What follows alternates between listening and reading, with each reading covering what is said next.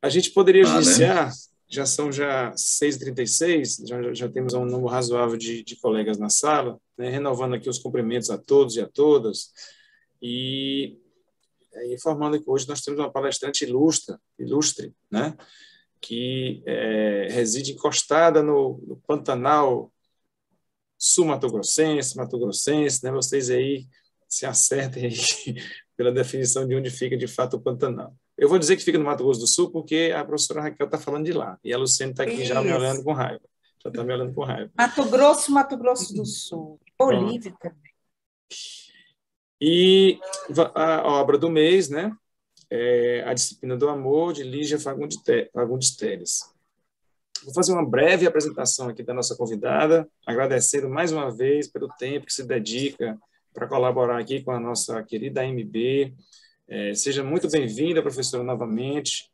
Obrigada. A assistência aqui será toda sua. Eu vou fazer apenas uma apresentação singela e, a partir do momento que a senhora encerre a apresentação, a gente vai ter a pretensão aqui de conduzir o debate, mas como o ambiente aqui do clube é muito leve, na verdade, o debate flui naturalmente, né? Os colegas aqui já são todos de casa, tá?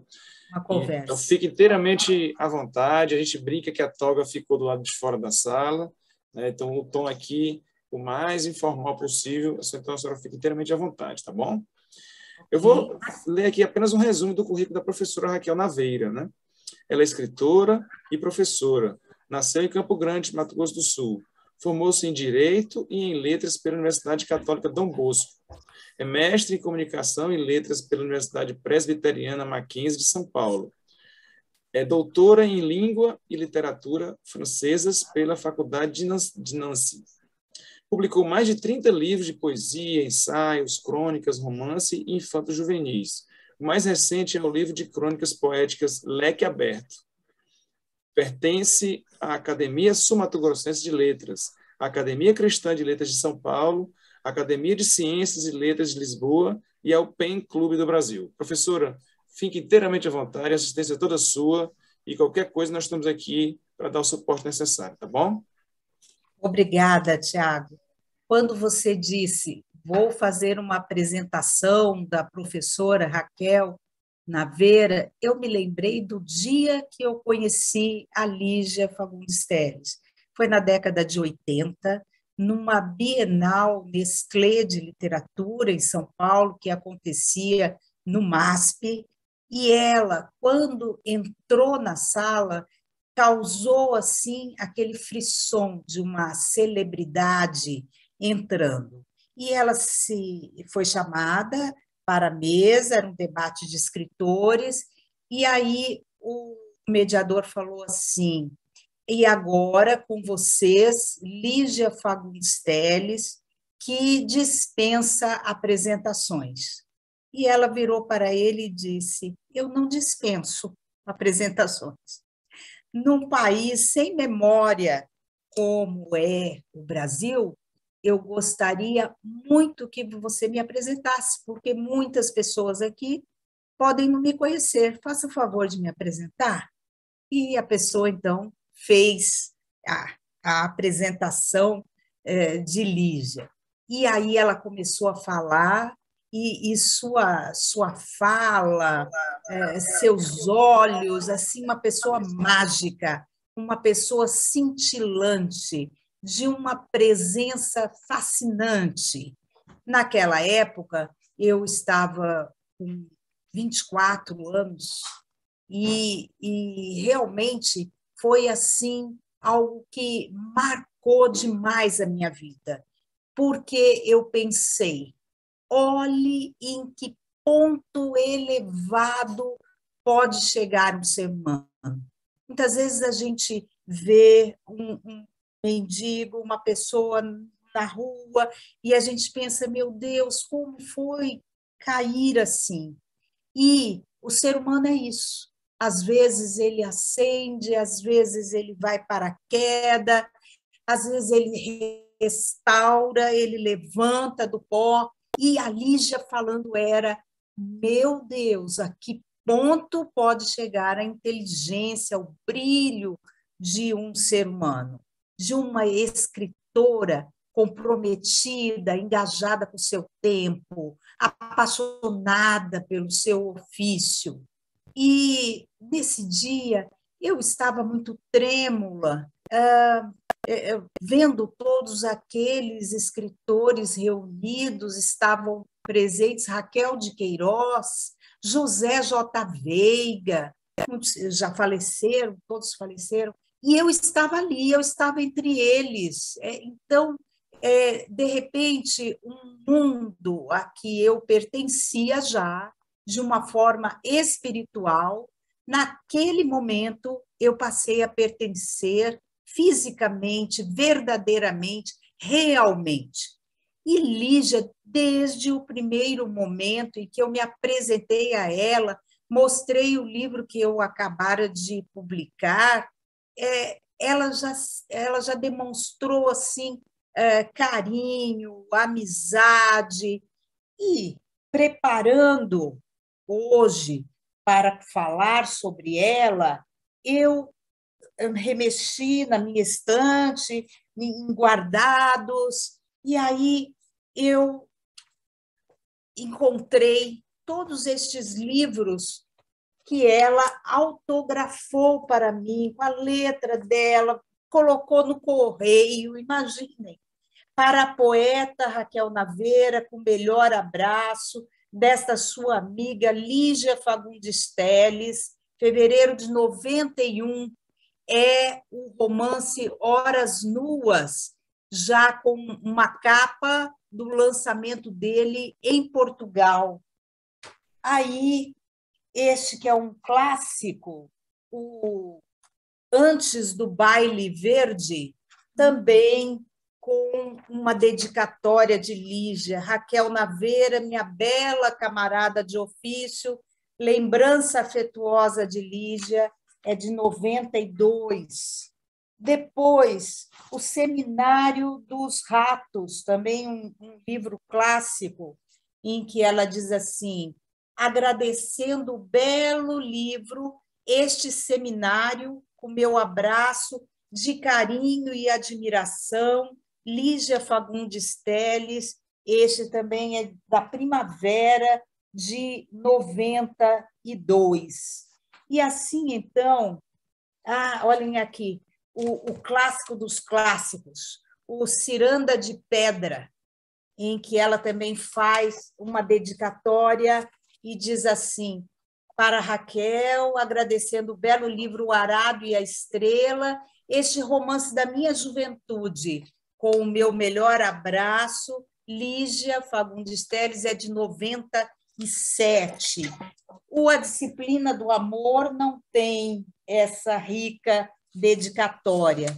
Ela me mandou também, em 92, xerox como esta, também com uma dedicatória para mim, do livro dela, e diz assim: você sabe o que uma famosa escritora disse para outra? Se não sabe, leia o que Clarice Lispector perguntou e Lígia Fagundes Telles respondeu, mas o final dessa conversa poderia ser na academia.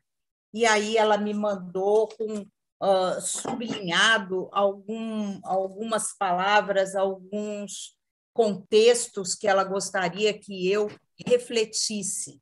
Então, uma amizade muito longa, de mais de 40 anos de correspondência, e depois na Academia Paulista de Letras, há 10 anos, eu pude ter um convívio mais profundo com ela, mais de amizade, mais de sentar ao lado dela, de ouvi-la, de privar dessa amizade tão incrível que serviu sempre para modelo, para inspiração para mim.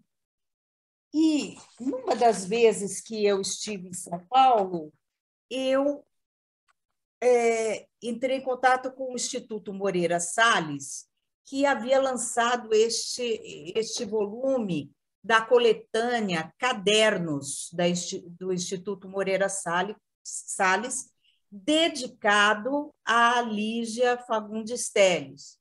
E havia lá, todas as quartas-feiras, um encontro, como você se tornou um escritor.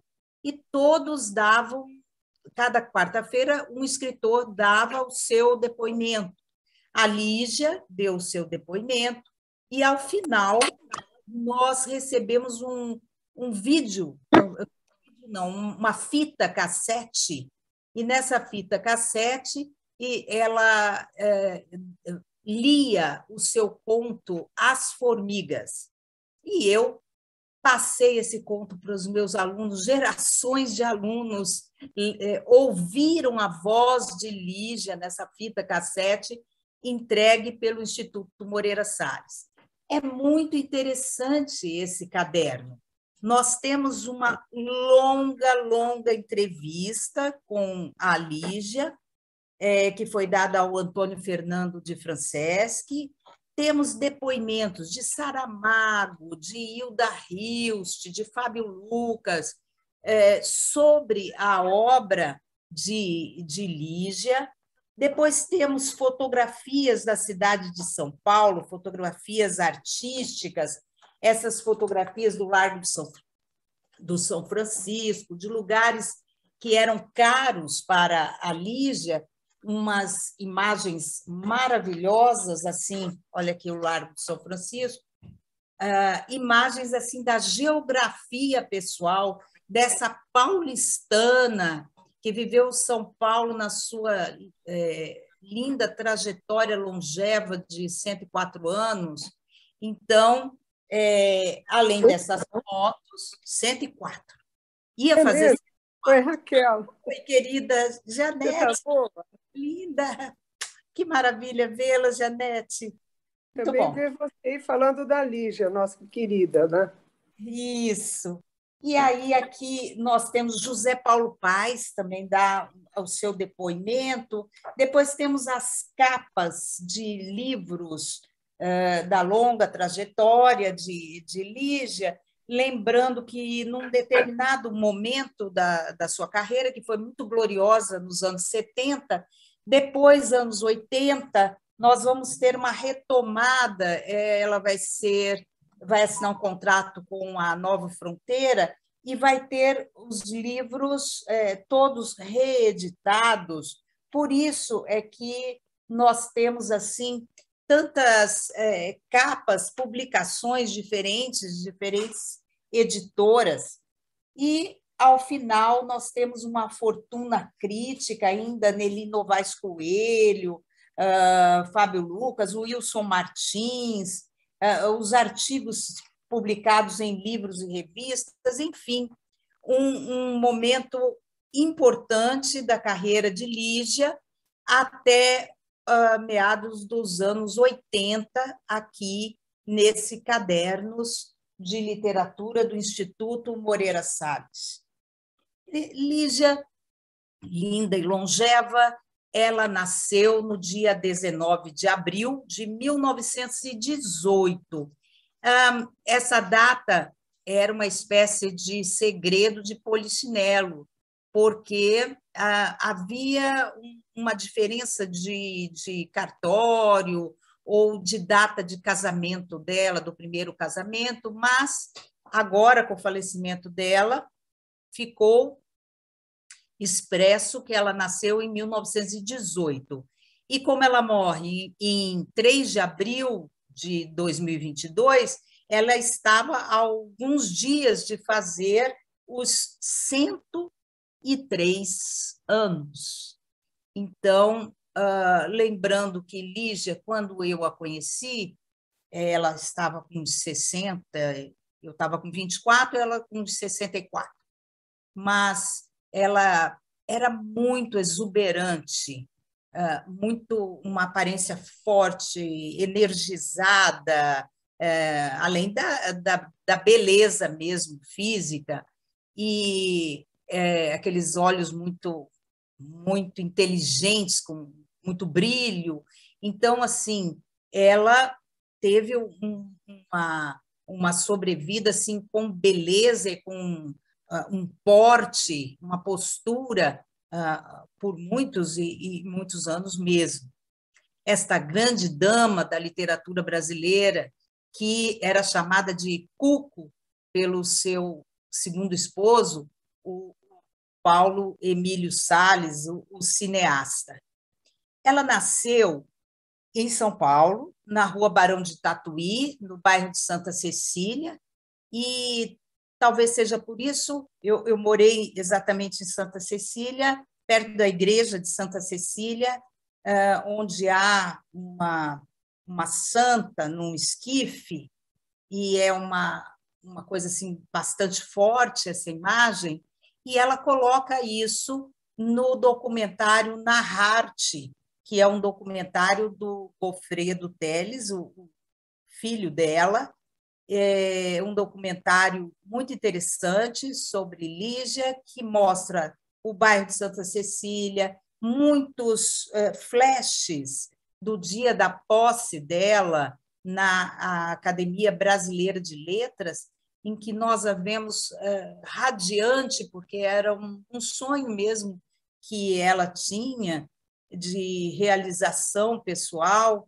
e uma mistura interessante que o cinegrafista fez, a Academia Brasileira de Letras e, de repente, algumas cenas carnavalescas, mas sempre assim, as figuras imitando reis, rainhas, imitando talvez assim aquela solenidade da Academia Brasileira de Letras e a Lígia como uma espécie de ícone, de rainha das letras.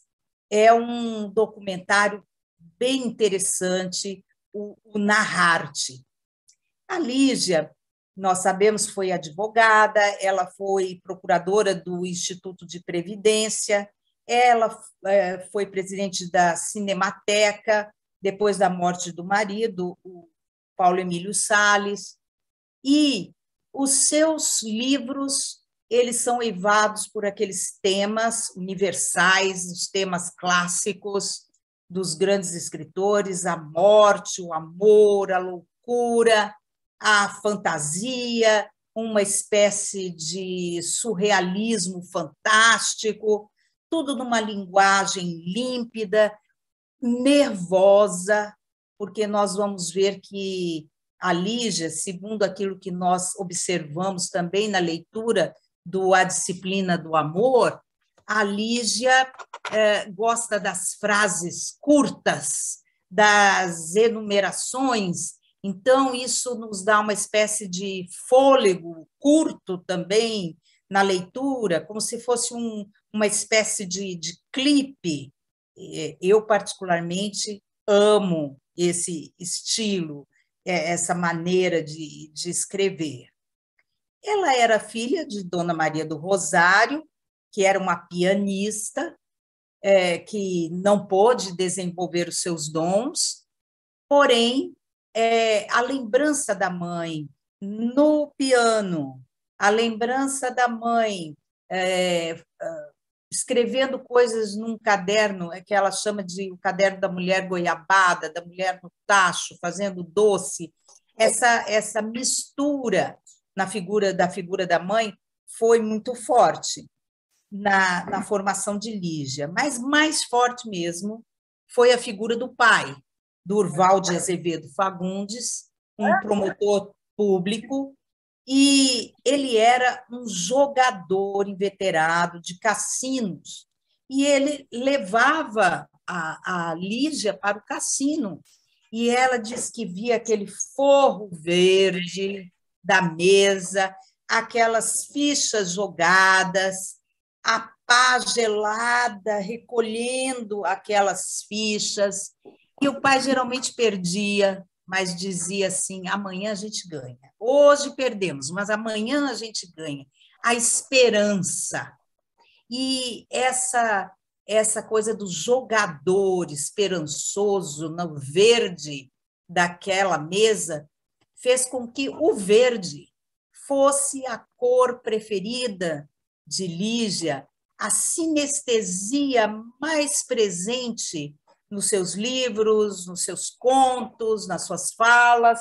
Por exemplo, eu mostrei para vocês o Antes do Baile Verde, que é um livro clássico da Lígia, em que o conto Antes do Baile Verde, uma moça, Tatisa, está com o pai assim, terminal, enfermo, e ela preparando a sua fantasia com paetês verdes, e ela percebe que o pai está à morte, porém ela tem sede de viver, fecha a porta, vai para o baile, e as lantejoulas verdes ficam reluzindo como uma poeira verde pela escada.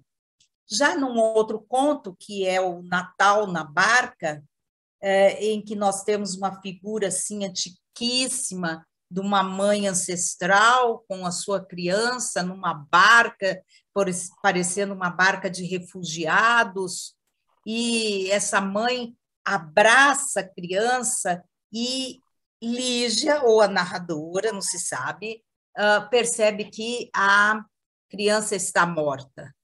Ela não sabe como dizer para aquela mãe que a criança está morta. No entanto, quando elas se aproximam da margem, a criança revive. Uma coisa assim meio santa, meio milagre, meio Maria, Jesus e o menino. E aí ela observa as águas do rio, e as águas são verdes, quentes. São as águas primordiais, as águas uterinas, que levam a narradora de volta a crer no milagre da vida. Então, essa sinestesia do verde está ligada à esperança de jogador que o seu pai Durval lhe passou. Ele se separa da mãe dela, morre muito cedo, com 60 anos, e elas passam a ter uma vida assim, classe média pobre. Ela logo se convence da necessidade de estudar, de trabalhar, de sustentar a si e a sua mãe, e a gente percebe o tempo inteiro uma luta pela sobrevivência muito grande, ela trabalhando em loja para poder estar na faculdade, enfim, uma vida bastante sofrida. Ela se casa com o professor de Direito Internacional quando ela entra na Faculdade de Direito, que era o Gofredo Teles Júnior, que, além de professor, também foi político, e, por causa disso, ele a leva para o Rio de Janeiro, eles passam um tempo no Rio de Janeiro. Ali ela tem o filho, que é o Gofredo Teles, que é o cineasta, já falecido, e, assim, ela é uma mãe coragem, que sobrevive à morte desse filho, que tem que superar a morte desse filho, que lhe deixou 2 netas, Lúcia e Margarida. Era muito bonito ver, principalmente Lúcia, sempre acompanhando a avó na academia, nos lugares, e com certeza a acompanhou até os seus últimos dias. Depois dessa interrupção, desse divórcio com Alfredo, ela se casa um pouco mais tarde com Paulo Emílio Salles Gomes, com quem ela vai ficar casada e vai ficar unida até a morte dele. E nós percebemos, assim, que foram muito parceiros, principalmente também nas atividades culturais de São Paulo. Lígia não se envergonhava de ir aos departamentos com um livro, pedir verbas para o cinema, e juntos eles fizeram um roteiro que foi premiado, um roteiro Capitu, um roteiro do livro do Dom Casmurro, de Machado de Assis, essa Capitu de Olhos de Ressaca, mas o filme em si teve uma versão que não foi assim muito apreciada por Lígia. Demorou para sair do papel e, enfim, o importante além desse roteiro que foi feito a quatro mãos com o esposo, era essa paixão que Lígia nutria pela prosa irônica do Machado de Assis e por essa figura que Lígia achava assim, que seria muito difícil uma atriz que realmente estivesse à altura desses olhos de ressaca de Capitu. Lígia recebeu inúmeros prêmios, os mais importantes, o Jabuti, a PCA, em vários anos, 73, 80, 2000, 2007, o prêmio Camões, que é o mais importante da língua portuguesa, 2005, o Juca Pato, em 2008, e ela também, em 2016, o seu nome foi indicado ao Prêmio Nobel de Literatura, e ficou na indicação. O livro mais assim clássico, vamos dizer, que vai dar início à maturidade artística da Lígia Fagundes Telles foi o Ciranda de Pedra, este romance de uma menina, ela era uma menina, ela estava na casa dos 20 anos, mas ela se torna nacionalmente conhecida, com a sua maioridade literária, com temas muito fortes. Até ela diz que talvez tenha exagerado a mão na quantidade de temas que conflitos familiares, homossexualismo, tantas coisas que ela colocou dentro desse livro, mas ela já tinha lançado o Porão e Sobrado, com 20 anos, em 1938.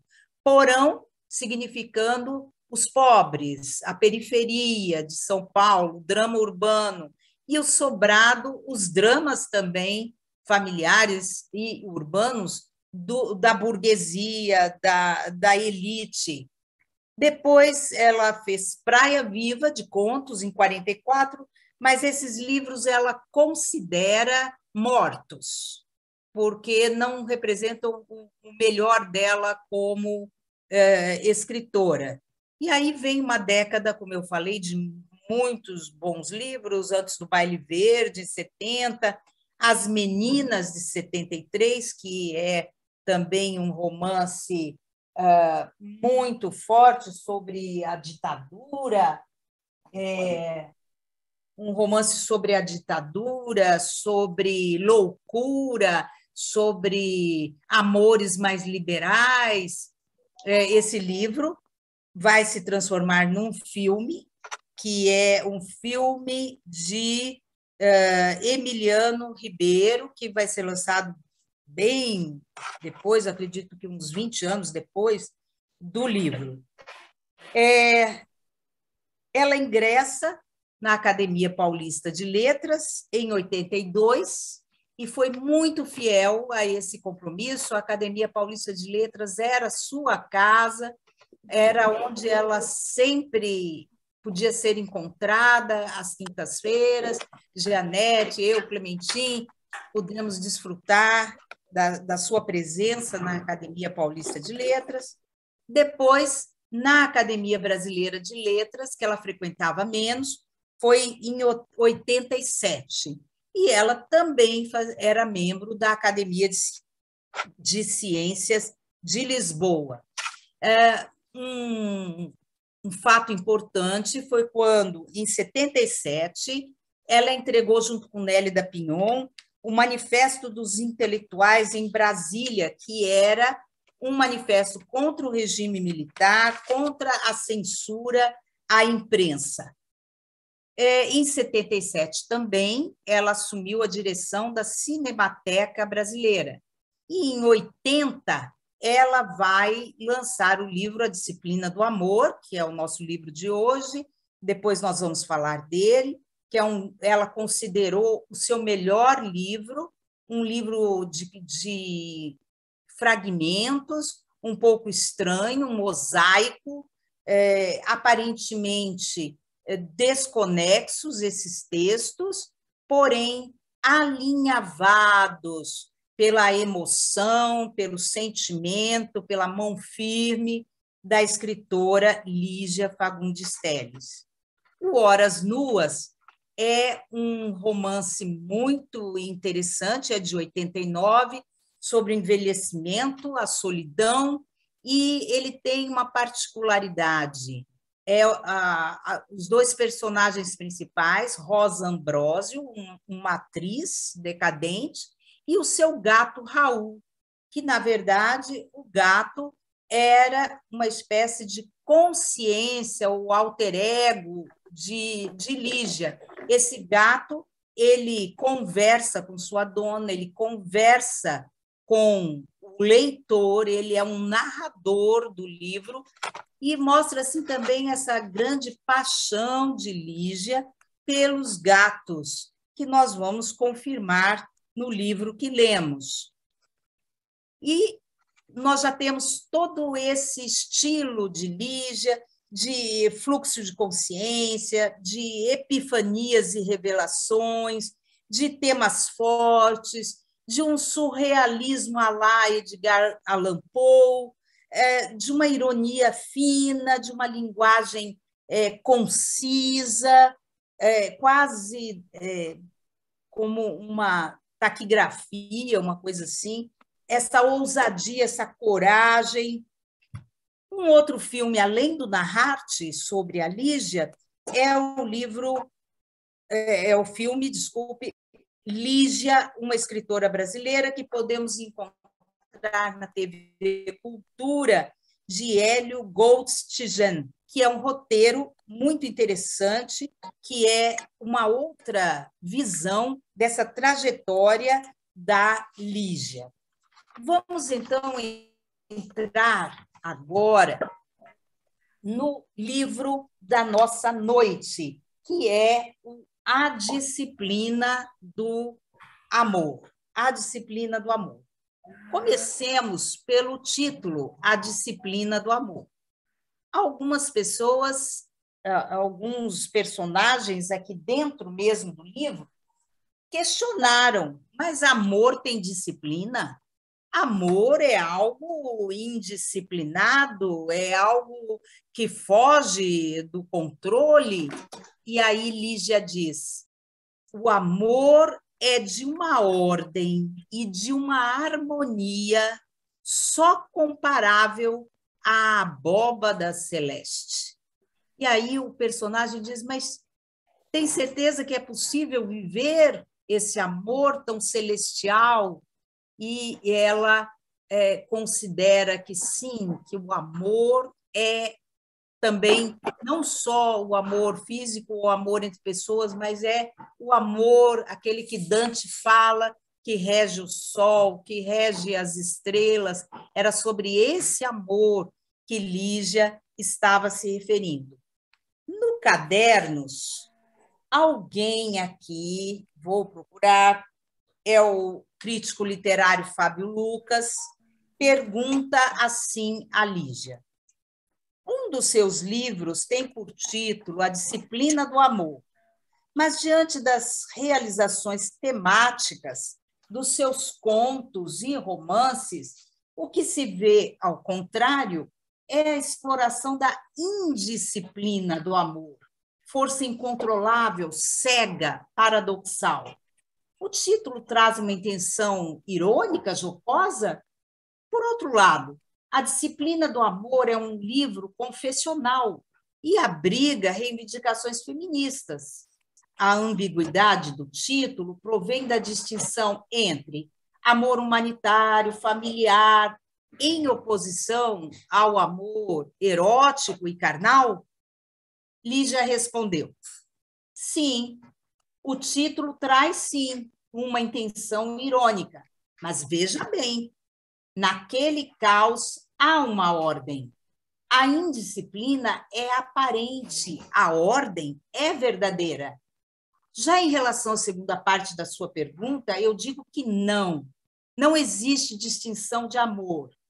Veja o caso do primeiro fragmento do livro, tal. A pergunta se referiu ao feminismo também, pois eu sempre esnobei essa imitação de feminismo que chegou ao Brasil pela via americana. Isso nunca teve importância para mim.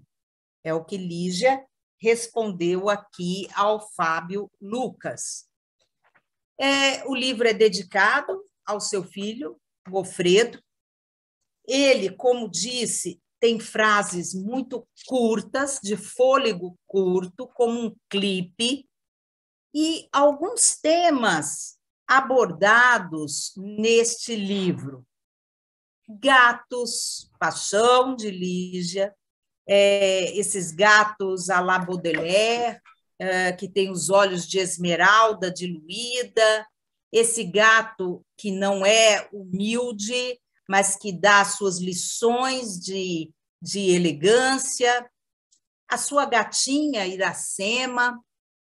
Cachorros também fazem parte do universo de Lígia, principalmente a cachorrada da infância, o Cartago, que era o Tago, os cachorros lá de Sertãozinho, e ela põe em um fragmento um cachorro que é uma história de um francês que vai para a guerra, deixa o seu cachorro, e ele fica eternamente esperando pela volta do seu dono. Todos refazem suas vidas, menos o cachorro, está sempre esperando o seu dono, até que um dia, no frio, ele fica esperando o jovem naquela esquina e morre, e o conto termina assim: o focinho voltado para aquela direção. Percebemos em Lígia, percebemos assim que coisas que ela ama enquanto virtudes: a coragem, a ousadia principalmente de levar adiante o seu sonho de ser uma escritora de fato, senso de humor, que ela coloca como talvez o mais importante, uma importante ferramenta para viver bem, para viver com sabedoria. Percebemos o surrealismo fantástico, que, além da presença da loucura, da morte, daquele mágico estupendo que tirava as coisas da cartola, há também um universo assim formado por mortos-vivos, vampiros, a figura do Drácula revisitada, e os demônios, os diabos, os príncipes das trevas, que ela coloca, assim como Guimarães Rosa, que a grande cilada é quando não acreditamos na existência dele.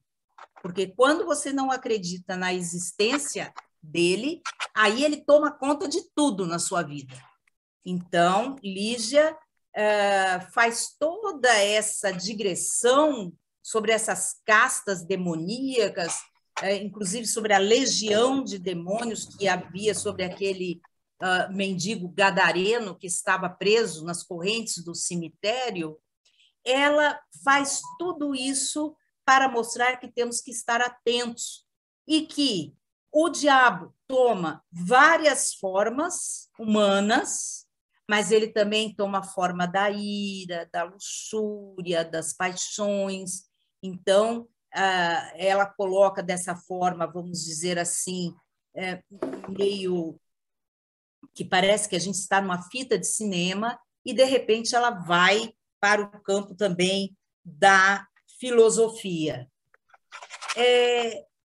Ainda nesse tema místico, nós vamos lembrar as referências místicas da Lígia Fagundes Telles. Na entrevista que ela dá para o Instituto Moreira Salles, ela diz que, apesar de não ser uma pessoa religiosa, ela tem uma certeza também da figura do Cristo como o grande redentor da humanidade. e que isso é algo que ela não questiona.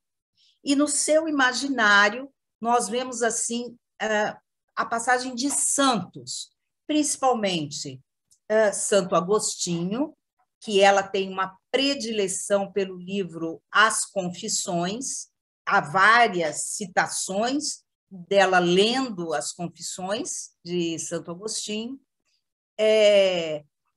Também René Philip Miller, com Os Santos que Abalaram o Mundo, era uma referência de leitura para a Lígia. A figura de Santa Teresinha de Jesus, que ela dizia que não era aquela figura inocente das rosas, ela era principalmente uma pessoa de uma bravura mística muito grande, quase comparada à de Santa Teresa d'Ávila. E a passagem bíblica mais citada por Lígia em vários fragmentos é Gênesis. Gênesis, o paraíso, a expulsão de Adão, a árvore do conhecimento, e depois também ela cita a Torre de Babel. Então, são referências espalhadas pelo livro que mostram essas leituras místicas.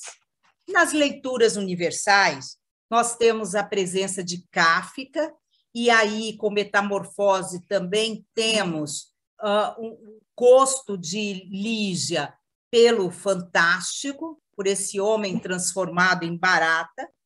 Baudelaire, o Gregor Samsa, o personagem, né?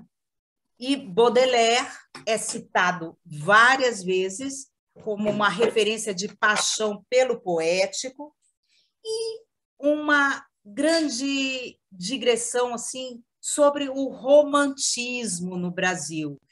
Ela chama o romantismo de uma escola de morrer cedo.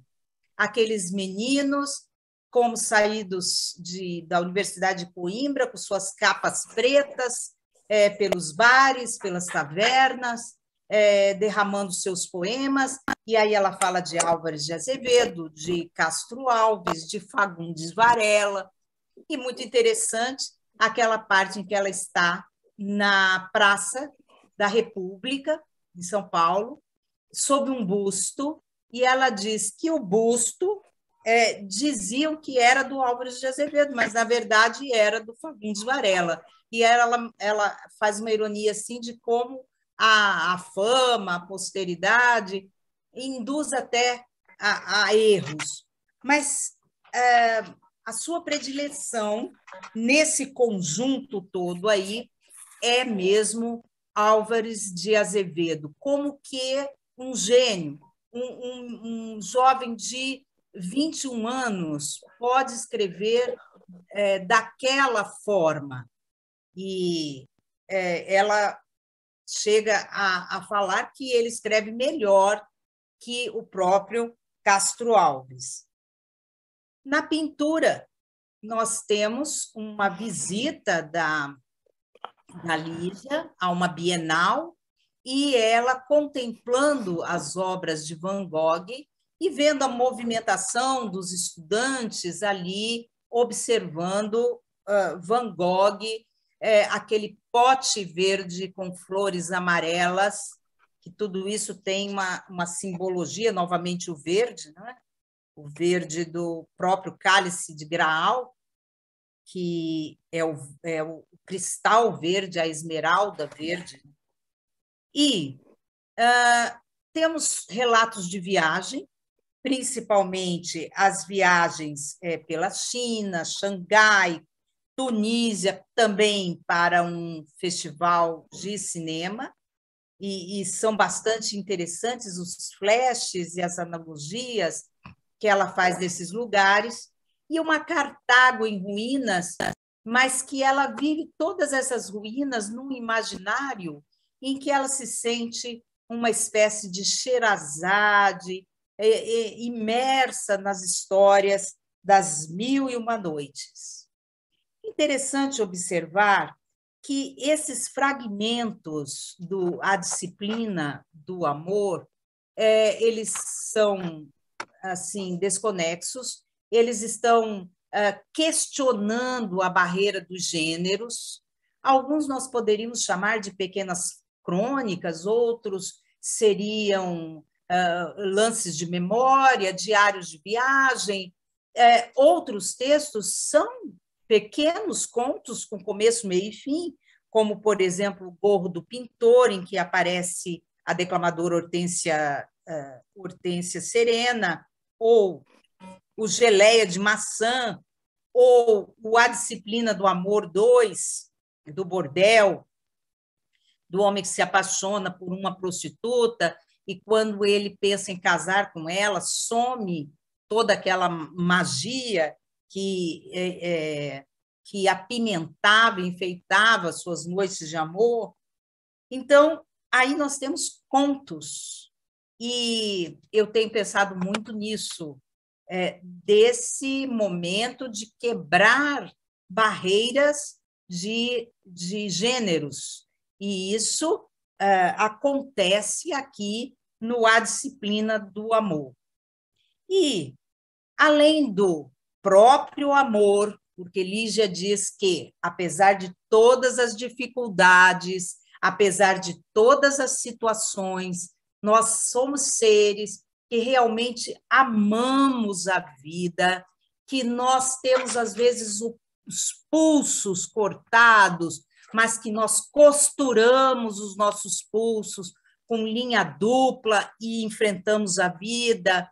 Apesar de sermos esses seres que saíram com o olhar descaído, como o de Adão, quando foi expulso do paraíso, e apesar dessa trajetória difícil nesse mundo de espinhos, de abrolhos, nós queremos continuar vivendo, nós queremos sentir esse amor.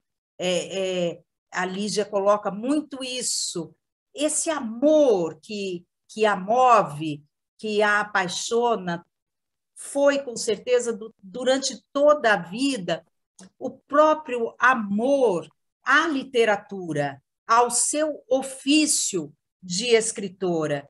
Ela diz que o seu ofício é digno, o seu ofício é ser testemunha do seu tempo, que ela poderia escrever a qualquer momento, de manhã, à tarde, de madrugada, mas que, para escrever, ela se arrumava, se perfumava, porque ela queria se levar a sério nesse seu ofício, nesse tempo de entrega à escrita. E ela dizia assim: a obsessão da permanência é inseparável da criação. Ou seja, essa ânsia de imortalidade de toda a alma, de todo artista, ela tem que estar ligada a uma sede de criar, porque ser escritor é esta mistura de ser escritor, de fazer-se escritor, de fazer acontecer uma obra. E a vida de Lígia foi toda traçada nessa paixão pelo seu ofício. E eu terminaria só dizendo que foi muito bom da parte da Associação dos Magistrados Brasileiros trazer a memória de Lígia nesse ano do seu falecimento, que é importante relembrá-la. Ela que tem um livro chamado também Invenção e Memória. E eu acredito que daqueles 3 postulados da Revolução Francesa, liberdade, igualdade e fraternidade, o que eu sinto mais forte dentro de mim, mais possível, aquele ao qual eu quero me dedicar, é a fraternidade. E uma fraternidade conseguida através de invenção e memória, trazida essa fraternidade através dos laços muito humanos que toquem na condição humana, da literatura fraterna. Viva Lígia Fagundes Telles, viva a arte, viva a literatura. Obrigada.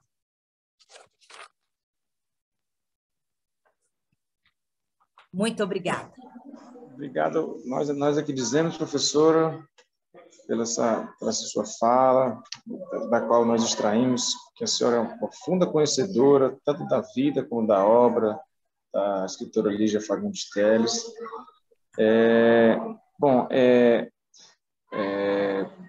A gente nem sentiu o tempo passar, né? Tamanha agradável fala da senhora.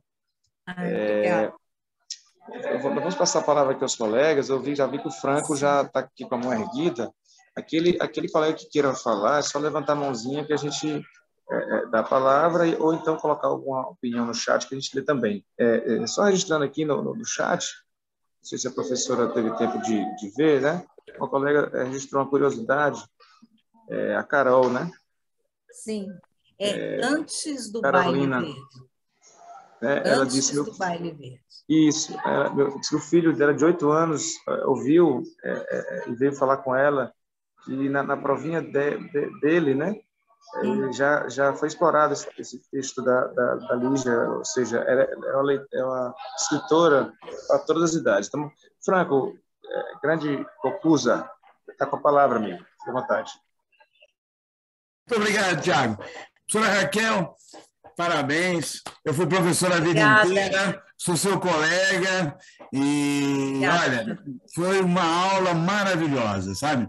Bom, fico feliz. E, olha, eu fico muito feliz de participar desses... A pandemia teve muita coisa chata, morreu muita gente, perdi alguns amigos. Eu faço parte de um grupo de magistrados aposentados, sou desembargador aposentado.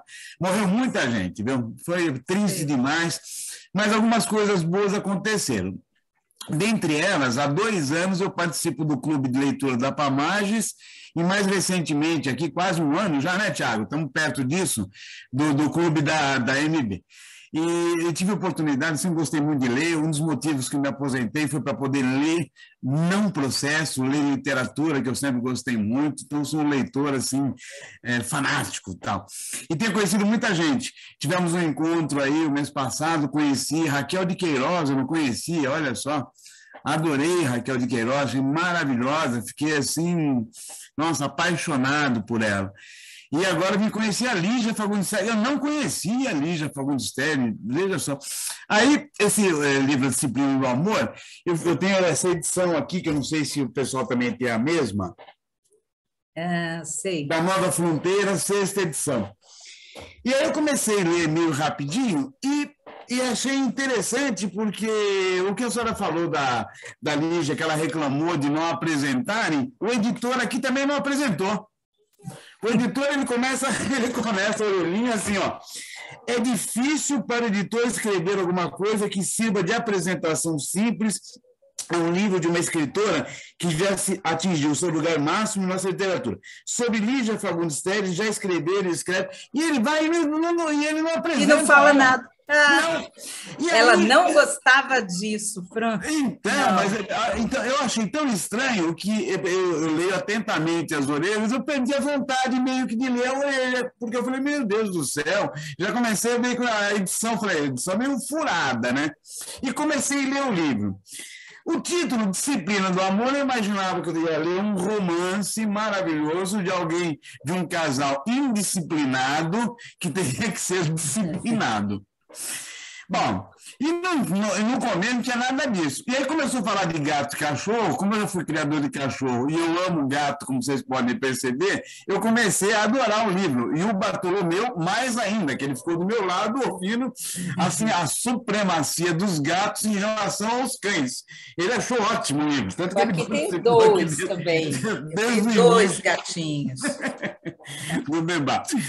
Mas aí eu comecei eu vi aqui, aí como eu voltei para ler as orelhinhas, falei assim, não é romance, coisa nenhuma, esse livro aqui, ela devia estar provavelmente falando assim, chega de escrever, eu vou colocar no livro tudo o que eu penso sobre tudo o que eu acho. E ela aborda todos os temas, como a senhora falou, desde o Drácula, do vampiro, E aí, por exemplo, na página 95, na data do 2 de novembro, ela denuncia, certo? O corte de árvores na Amazônia, morte de crianças por doenças, tuberculose, e assim vai. Um livro maravilhoso, muito legal, amei. E, coincidentemente, para a Pamages, a gente estava lendo um livro, eu terminei já o livro Inventário do Azul, do João Anzanello Carrascosa, que ele também vai só pincelando a vida dele. Esse aí é um livro sobre a vida dele, ele vai pincelando. Então, Eu gosto muito do Carrascosa, é muito eu poético. nunca tinha lido nada dele. Foi o primeiro livro que eu estou lendo dele, é esse, que ele faz um inventário da vida dele. E eu achei, foi uma coincidência muito interessante ler os dois livros assim, de fragmentos. Achei assim, muito legal, assim, muito diferente de tudo. Na verdade, eu não tenho assim, perguntas para fazer, mas assim, essas observações, e agradecer a sua palestra maravilhosa. E eu já comprei as meninas dela, para mim, já está aqui na fila de leitura, as meninas da Lígia. Muito obrigado, professora Raquel. Obrigada, Franco, por suas palavras. Obrigado, Franco, pela sempre participação, por estar sempre presente conosco.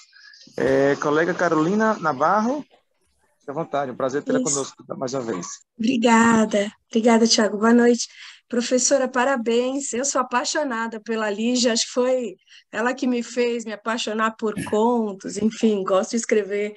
Não chego, não sou uma contista, nada, mas a gente aprende, né, a gostar com essas escritoras maravilhosas. Acho que ela é a minha favorita. Eu que falei do meu filho, até coloquei que foi um ato falho, né? Ele ouviu a sua explicação e veio correndo. Mãe, caiu na minha prova.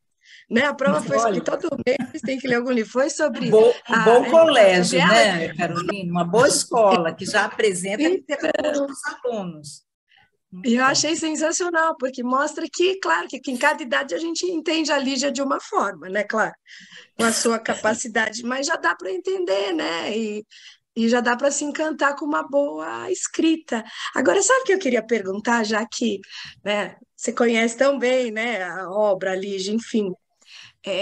Ela tinha uma preferência, assim, por conto ou por romance, porque os contos dela são maravilhosos, mas ela também escreveu romances muito bons, né? E a gente vê que tem alguns escritores que têm uma preferência clara, né? Eu acho que ela podia transitar pelos dois. Exato. Tinha preferência? Ou... Não, ela transitava, como você falou, por esses dois gêneros, e ela, na entrevista, diz que quando ela imaginava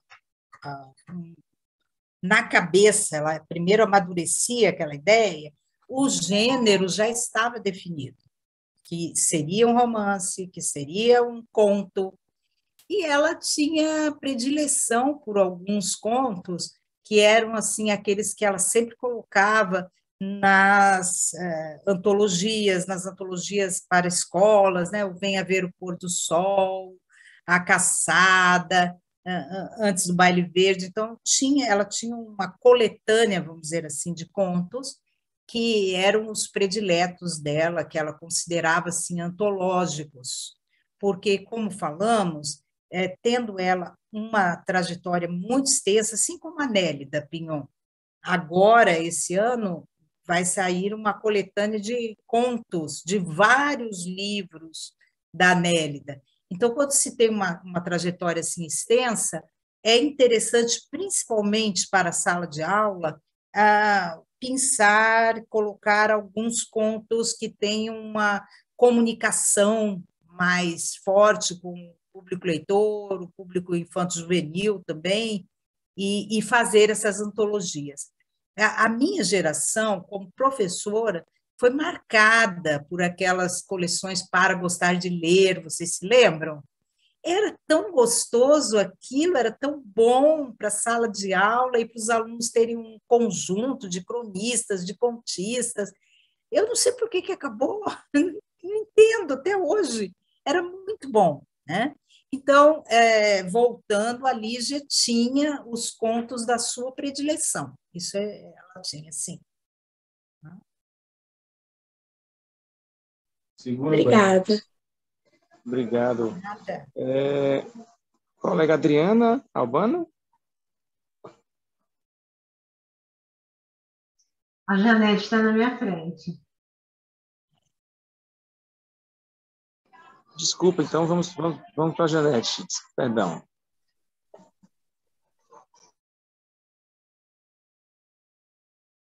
Está sem o microfone, Janete. Janete, o microfone, Janete. Pessoal, olha, Thiago, você me dá um minutinho aqui? Só um minutinho. Eu tenho que apresentar a Janete, porque a Janete é nossa palestrante da PAMAGES, e eu e o Clementim, que pedimos para ela participar, que ela queria participar, e foi muito bom para o nosso grupo ter uma escritora como a Janete. Ela tem obras maravilhosas, escreve sobre o Kafka, sobre Frankenstein.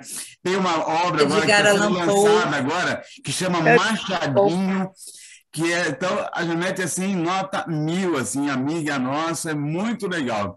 E merecia pelo menos, pequena apresentaçãozinha só para situar. Obrigado. Escritora linda. Obrigada. Então, Raquel, vocês estão me ouvindo agora, né? Estou vendo, mas... Foi um prazer incrível. Por que eu não estou aparecendo aqui?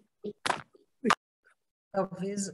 Stop. Aí, deu certo. Ouvindo e vendo. Vendo e ouvindo. Gente, eu agradeço demais a Associação APM ter aceitado a minha presença aqui.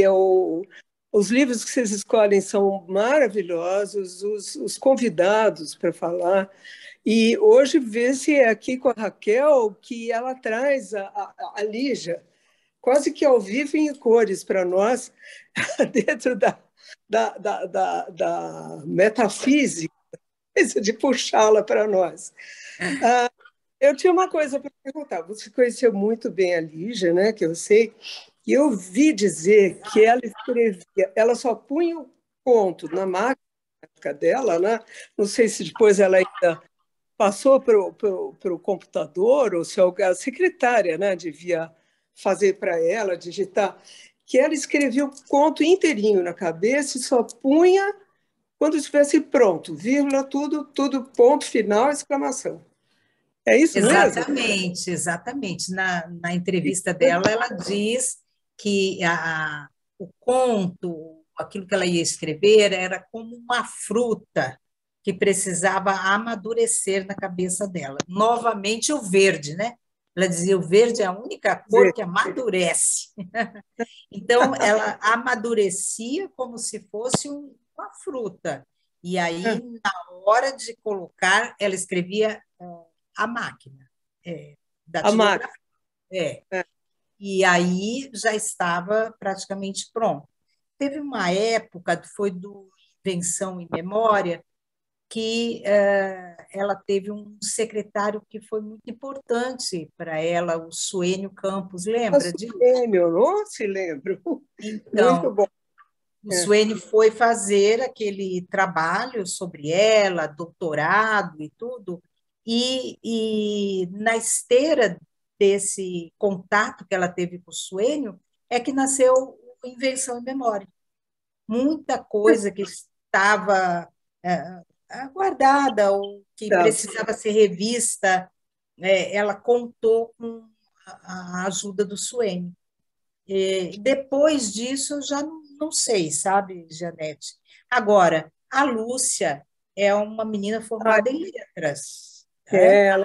Eu conheci a Lúcia uma vez, acho que estávamos em São José do Rio Preto, do Rio Pardo. Você estava também, que era uma convenção de escritoras, e a Lígia estava lá. Nossa, todo mundo em volta dela, né? Não deixando uma celebridade. Lígia respirar, porque ela era um amor, um doce de pessoa. Eu acho assim, que vamos dizer, a vocação para letras, de uma certa forma, mesmo que seja através do magistério, ela passou para essa neta. Né? É verdade, né? Agora, eu queria te perguntar uma coisa, a questão do feminismo, que ela até ironiza bem essas feministas de plantão, mas, ao mesmo tempo, naquele fragmento das meninas, que ela fala uma coisa incrível, fiquei até arrepiada. Sempre fomos o que os homens disseram que nós éramos. Agora somos nós que vamos dizer o que somos, para o personagem do meu romance As Meninas. E ela diz que a revolução mais importante do século XX foi a revolução feminista, né? Sim, nós podemos dizer, Janete, que no A Disciplina do Amor há reivindicações feministas, que ela se coloca, e ela se coloca como feminista no sentido, principalmente, de ter desde cedo trabalhado, ter se preocupado com o seu sustento.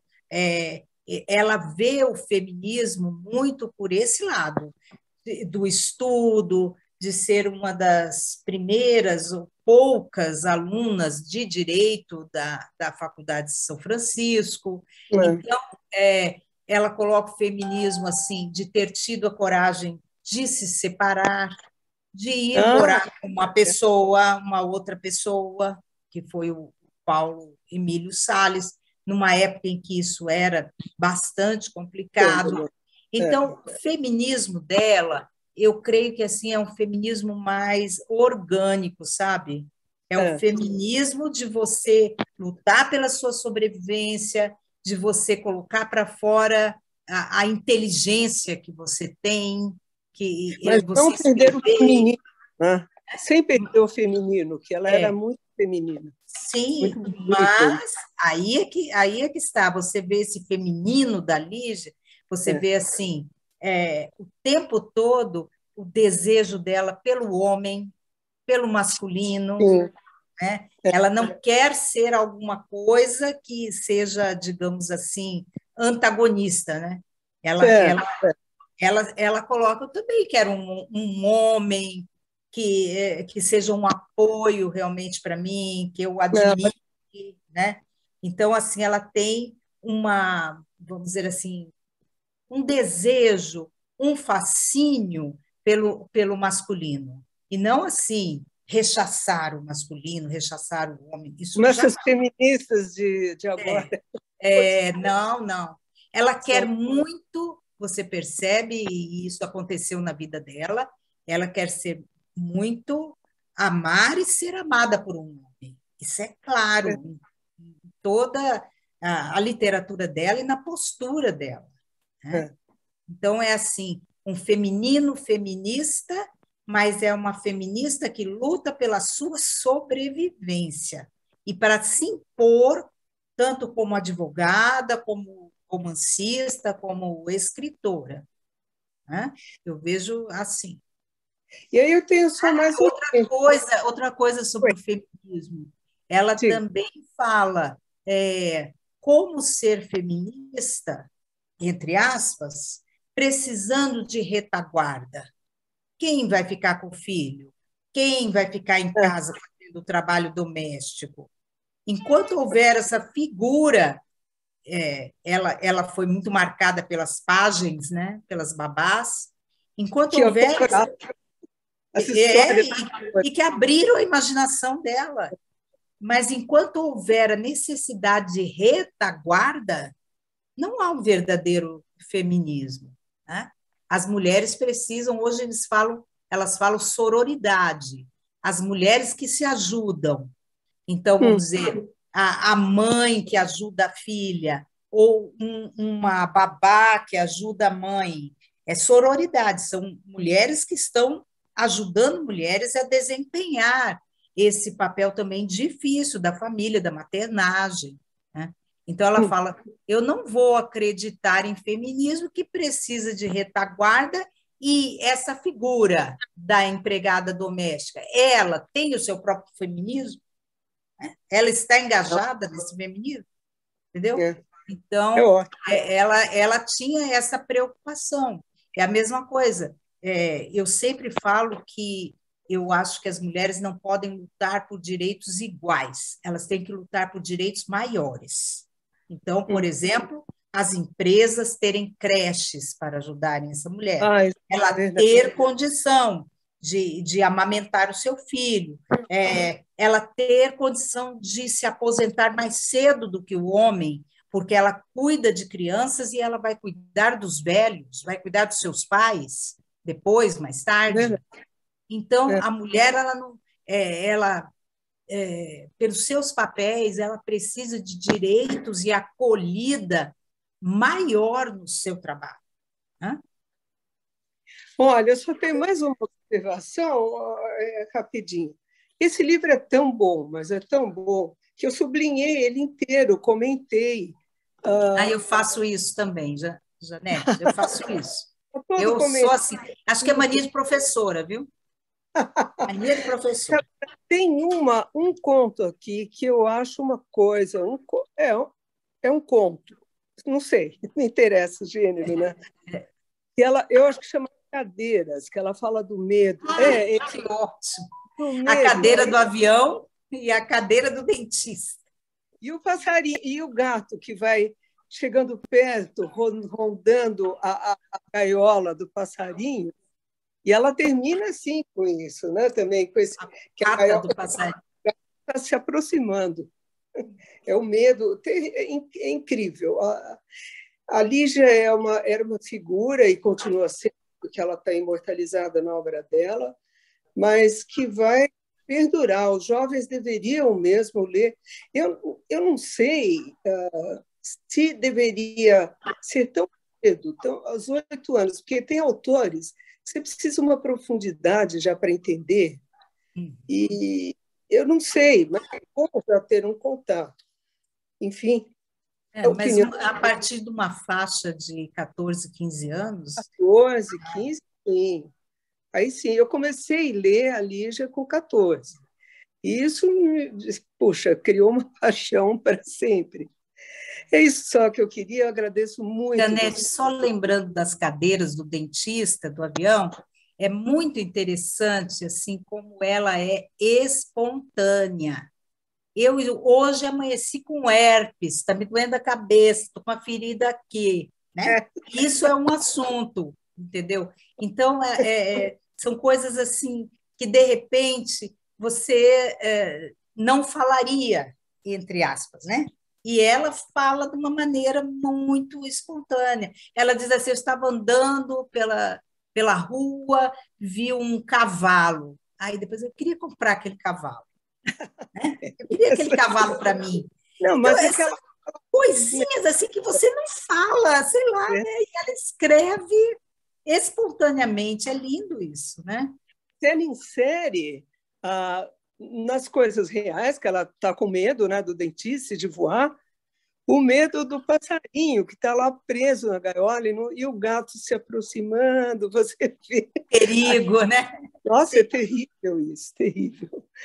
Obrigada, Raquel. Obrigada, Janete. Uma alegria rever você aqui. Muito bom. Obrigada. Da professora Janete. Na página 5, perdão. Na página 109, ela falando de feminismo, ela cita aquela frase célebre do Che Guevara: é preciso endurecer sem perder a ternura. É mesmo. Muito bom, muito bom. É isso. É que a Lígia ela é uma amante, né? Ela é uma amante, é uma coisa muito feminina que transborda dela. Ela não quer essa separação do homem, não. Ela não quer um afastamento. Bom, vamos ouvir então a colega Adriana, né? Clementinho, você poderia colocar novamente no chat as obras, né, do próximo trimestre, porque tem gente que entrou depois da sala, tá? Colega Adriana, está com a palavra. Boa noite, obrigada. Contagiante o seu entusiasmo, Raquel, da vontade de falar de coisas dela. É só uma curiosidade, quando eu cheguei nos demônios, eu lembrei dessa obra aqui que foi encomendada a ela, um conto sobre a preguiça. Os 7 pecados capitais. É uma obra da... Olha, o Otto Lara Rezende fala da avareza, o Coni da luxúria, Mário Donato da ira. Ficou reservada a ela a preguiça, a única mulher, um conto muito gostoso, muito interessante, muito gostoso de ler. Olha aí, Adriana, você conseguiu uma coisa que eu Não li da Lígia. Eu me lembro Olha, Os Sete Pecados Capitais. da Companhia das Não é Letras. da coletânea. Não é aquela coletânea que cada autor escreve um. Eu tenho aquela, que é do Objetivo. Não. Aquela cada autor escreve um.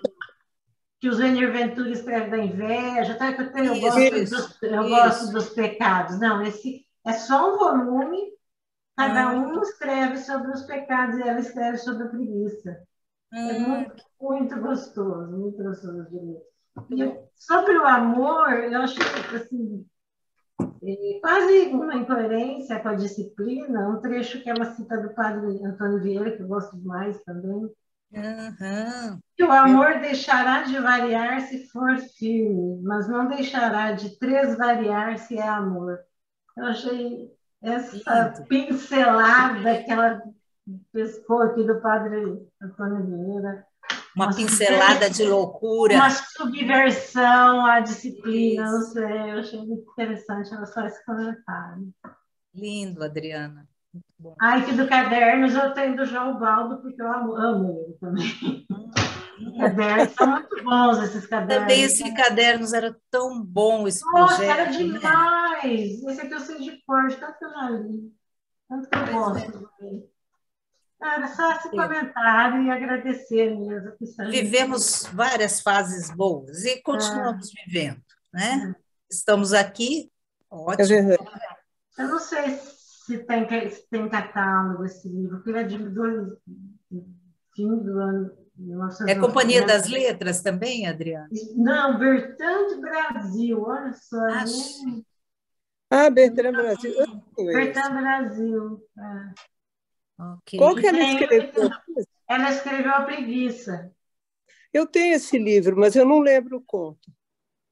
Então, a hora que ela falou, eu falei, nossa, Preguiça. Eu lembrei a hora dele, tem naquele conto dele. É um conto esparso dela ainda. É bom, mas obrigada, é sempre bom trocar. Obrigado, Adriana. Muito bom, Adriana, obrigada. Obrigado também, Adriana. E colega Kelps, por favor. Pois é, eu parabenizo a professora Raquel, realmente deliciosa a sua exposição, muito instigante. Né? Conseguiu entremear aí tanto a vida pessoal dela quanto a obra, né? Isso aí foi realmente muito instigante. Mas o que me motivou, principalmente, a pedir a palavra aqui, não foi nem tanto comentário sobre a obra, tivemos excelentes observações aqui, foi um diálogo aqui no chat entre Carolina Navarro e Ginacéia. Ginacéia interessada em ler algum conto de Carolina. Aí eu corri, fui ali no quarto pegar esse livro aqui, eu acho que não dá para ler, Direito e Literatura, Justiça Paulista, né, que foi publicado pela Apamages, com os textos dos que foram agraciados nos prêmios de literatura da Apamages. E um deles, o de 2015, teve Carolina Navarro justamente como terceiro lugar na categoria de conto. Um conto delicioso, Simbiose, né, que eu recomendo. Quem não tiver esse livro aqui, Direito e Literatura, Justiça Paulista, da Apamages, procure ver. Os magistrados paulistas, cada texto, uma riqueza realmente, esse de Carolina Navarro. Pena que ela e a Ginacéia já saíram da reunião, tiveram que sair mais cedo, né? Mas vale a pena. É um conto muito instigante, muito agradável, surpreendente até no final, né? Que vale a pena a leitura. Mas é isso, né?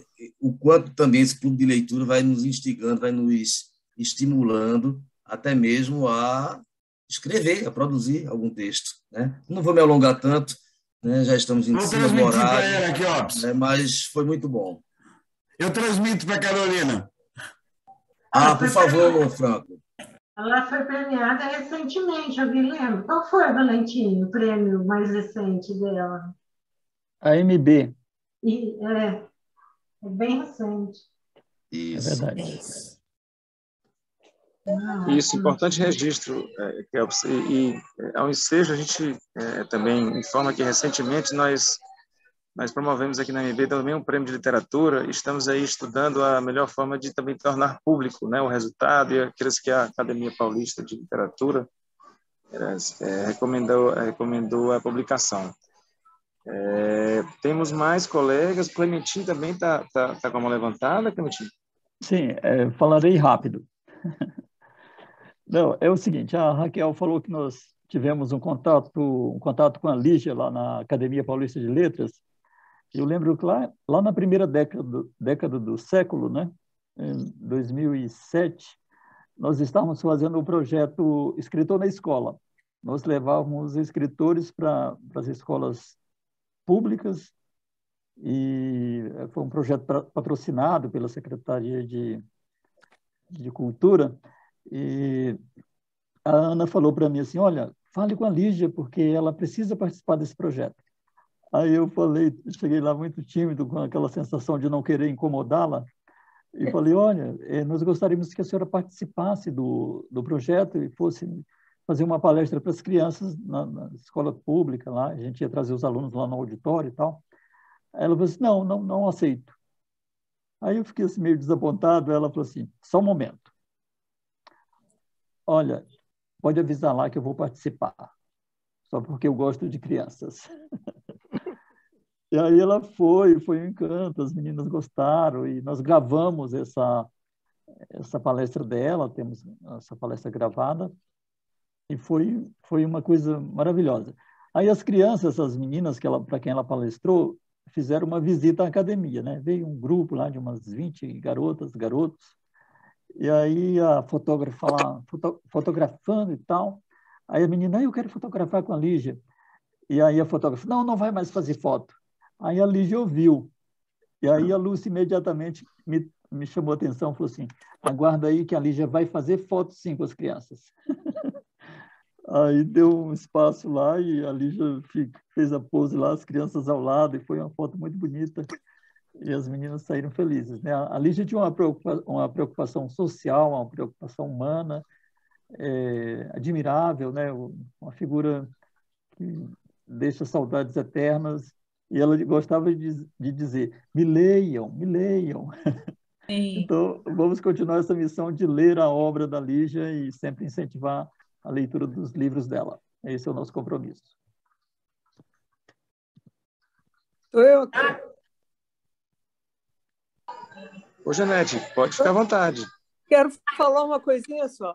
Essa disposição da Lígia em atender as pessoas.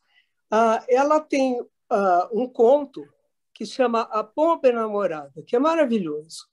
E aí vem uma menina do Rio de Janeiro, uma moça muito simples, que fazia teatro, e ela pediu autorização para a Lígia para fazer uma peça de teatro. E era tão bonita a peça, nessa época eu era diretora lá, era diretora cultural lá do Paulistano. Primeiro nós vimos, eu não me lembro onde, era um teatro simples, era uma moça muito simples, é um monólogo. E aí eu convidei para ela fazer no clube e foi um sucesso. A peça ficou incrível. É um conto, não é, Raquel? Eu lembro que na Academia Paulista, alguns estudantes fizeram Venha Ver o Pôr do Sol. Não sei lindo. não sei se é esse. Não, Exatamente. é A Pomba Enamorada. Ah, tá. E na academia eu assisti ao Venha Ver o Pôr do Sol. Também lindo. alunos e a Lígia prestigiou, foi bem bonito. Ela tinha muitos leitores, né? Muito. Tem.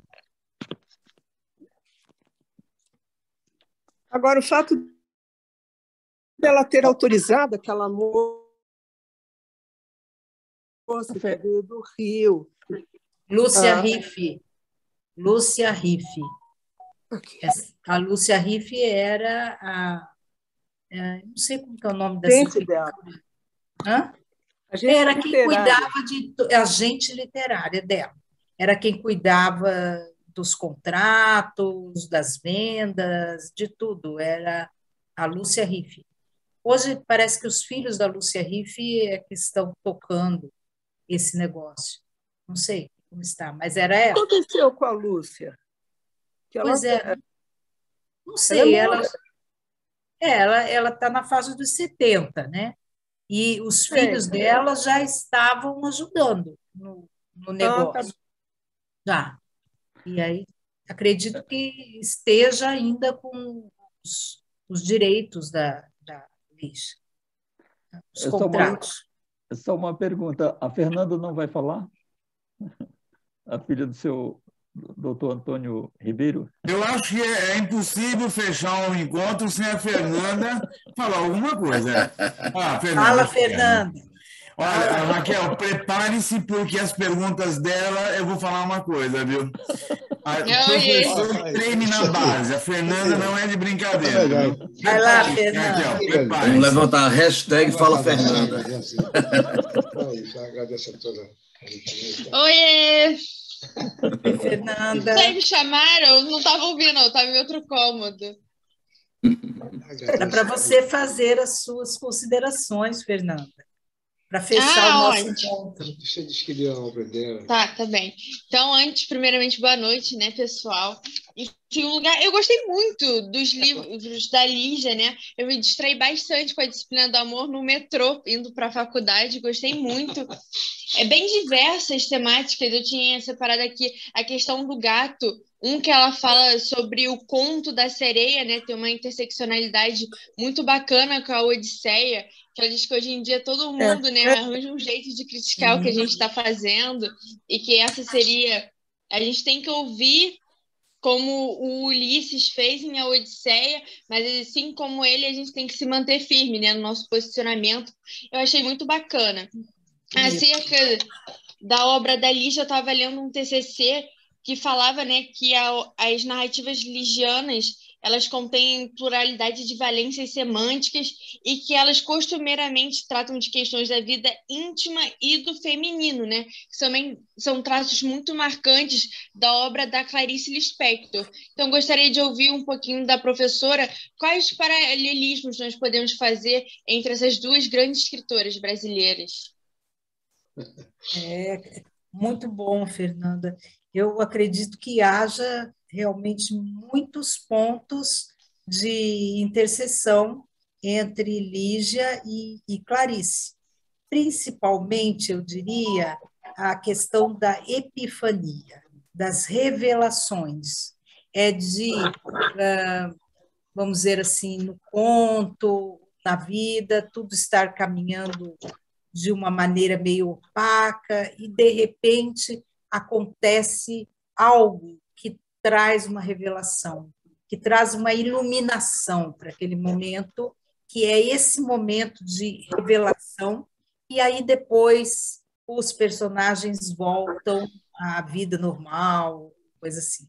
Então, esses dois pontos acontecem, essa epifania acontece tanto em Clarice quanto em Lígia. Outra coisa que nós poderíamos colocar seria, assim, o poético, uma linguagem poética, uma busca de situações poéticas, tanto na prosa de Lígia quanto na de Clarice. Quando eu falei daquelas purpurinas verdes que vêm descendo pela escada, então é pura poesia, é uma linguagem muito poética. E é o que acontece também com Clarice. E eu creio que podemos, fazendo assim um cotejamento das obras, podemos fazer vários paralelismos, várias comparações. E é tão gostosa a literatura comparada, né? Dá uma outra iluminação, um outro brilho para a obra de duas pessoas que estamos comparando. E aí nós temos duas estrelas, dois ícones, duas damas da literatura brasileira, que ficaria um trabalho maravilhoso. Verdade, professora. Estava até pensando nisso, né? A Lígia é muito destacada nessa questão do conto e a Clarice, por sua vez, na crônica, né? São dois lados. E perfeita a colocação, concordo plenamente. Obrigada. Obrigada a você, Fernanda. Obrigado, Fernanda, que é a nossa mascote do clube, que não falta também um evento do clube. Bom, colegas, nós estamos chegando próximo das 20 horas, passamos já um pouquinho, na verdade, né? É o nosso horário de encerramento. Se ninguém mais quer falar nada, a gente vai se encaminhar aqui para o encerramento, renovando mais uma vez os agradecimentos, professora Raquel Naveira, pelo seu tempo, pelo seu estudo, pela sua dedicação. A gente vê que a senhora preparou essa fala com afinco, né? E se dedicou aqui um pouco do seu conhecimento aqui para nós no dia de hoje. Também agradecendo a presença da professora Janete. Sinta-se convidada sempre, professora, para estar conosco em todos os eventos do Clube de Leitura da MB. Clementinho, por gentileza, você providencie também sempre os convites para essa ilustre convidada, que engrandeceu muito, engrandece sempre quando está presente conosco. Então, a gente vai... Posso dar uma sugestão, Tiago? A gente abrir todo o microfone e vou bater palma. Pronto, gostei. Doutor Tiago, precisa anunciar o próximo livro, que inclusive o doutor Cocuza é o mediador. Exatamente, eu ia fazer isso. Antes que a gente abra os microfones para bater palma, eu gostei da sugestão do Cocuza. Só lembrando que na última quarta-feira do mês que vem, no mês de junho, teremos o Deserto dos Tártaros, de Dino Buzzati, né? Vai ser a melhor mediação que nós já tivemos aqui no Clube de Leitura, que vai ser Franco Cocuza, o mediador. Estou ansioso. Dessa vez eu vou ficar com a taça de vinho. Um belo livro e um belo filme também que foi feito com base nesse livro, fantástico, com um elenco estelar maravilhoso. Olha, eu vou também ver. Tiago, posso fazer uma propaganda de 30 segundos? Faça spoiler. Olha, no início da pandemia, eu sou aposentado, então eu leio o Estadão inteiro. Inclusive, todos os falecimentos, eu sei quem faleceu, sei tudo. E aí o Celso Ming, que é nosso comentarista aqui do Estadão, comentarista econômico, um pouco depois ele falou o seguinte... Ele falou assim, olha, ele começou ali a matéria dele, né? Ele falou o seguinte, as coisas estão meio paradas, eu estou com tantos amigos me pedindo indicação de livro, porque eu sou um apaixonado por leitura, e ele fez 6 indicações de livros. Uma delas era O Deserto dos Tártaros, do Dino Buzzati. E aí ele fez uma citação que o Antônio Cândido lia esse livro todos os anos para poder refletir novamente sobre a história. E eu achei isso aí uma coisa tão interessante de alguém como Antônio Cândido, na verdade, fazer esse tipo de coisa com esse livro, que eu, na hora, no mesmo dia, eu encomendei esse livro na estante virtual, comprei e comecei a ler. E o livro assim, é de uma profundidade tão grande, que realmente... você lê, eu já li 2 vezes, vou ler a 3ª vez agora.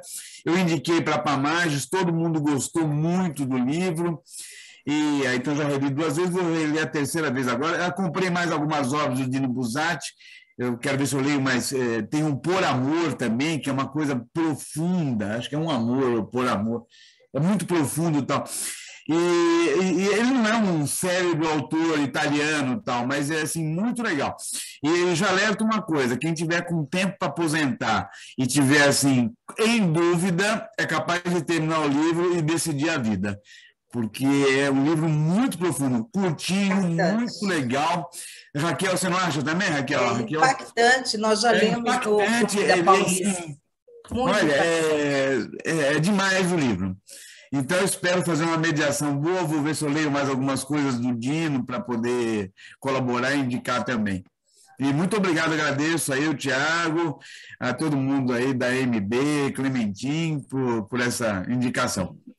A palestrante Maria Cecília Casini é uma italiana, professora de literatura da USP, né, de língua italiana, e muitíssimo bem preparada. Vai ser ótimo. Vai ser, promete, o próximo mês promete, hein? Acho que eu vou até comprar um vinho mais caro, viu? Comprar um vinho mais caro. Bom, então, colegas, vamos aí seguir mais essa sugestão do Cocuza e vamos abrir os microfones aí para a gente encerrar o evento de hoje com a salva de palmas para a nossa convidada, para a escritora, né, que nos deixou recentemente. Então, essa edição do clube também é uma homenagem à vida e à obra dela. Tá bom, gente? E bom descanso para todos. Obrigado pelas participações. Boa noite, obrigada.